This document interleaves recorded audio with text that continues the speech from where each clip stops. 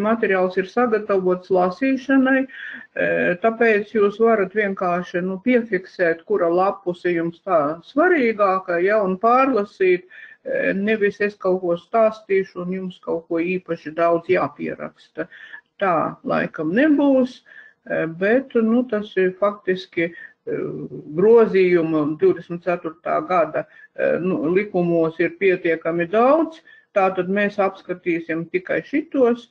Tātad sāksim ar iedzīvotāju ienākumu nodokli, jo tur daudz variantu, par ko būtu jārunā. Kā jūs redzat, es šeit lieku jums sākumā grozījums, kas stājās pagājušā gada vasarā, ar vienu mērķi, kad 8. pantā. Es gribēju pateikt, ka atšķirība apdrošināšanas stāžs no kuru tur 96. gada pagājušā gadsimta mums ir personificēti uzskaitīts un tur nav nekādu šaubu. Bet es saku, ja mēnesī nebija maksāts, tad tas mēnesis izkrīt.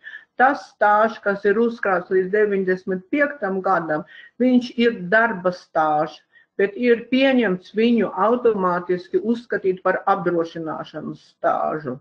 50% piemēro visiem, bet tiem, kam apdrošināšanas stāžs no 30 līdz 39 gadiem, piemēro ne 50%, bet 60%. Ja? Tātad šeit 50, 60. Tiem, kam stāži ir no 40 līdz 44, 70%. Un man ir pāri 45, man ir pāri 54, man piemēros indeksu 80%. Es ilgāk strādāju un ilgāk maksāju nodokļus, līdz ar to man būs indeks sastāvēs no patēriņa cenu indeksa, no inflācijas koeficienta un 50% no apdrošināšanas iemaksu algas, kuru es uzzināšu tikai augustā.